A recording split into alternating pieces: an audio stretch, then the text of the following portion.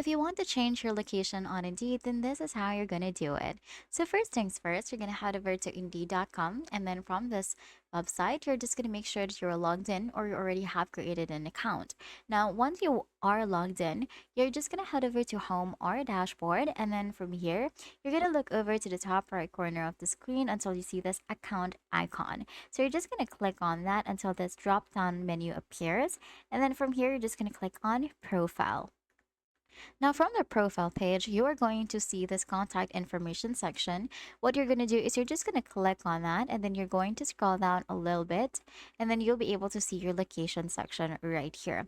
So, first, you're just going to enter or you're going to click on change right here beside your country. For example, you want to change your country location, you can just click on change right there, and then you can choose whichever country you're currently residing in. Like, for example, we are in France.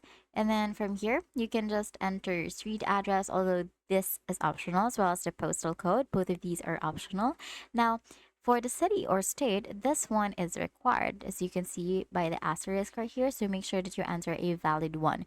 Make sure that the city or state that you enter is the one is or like existing in the country that you specified right here.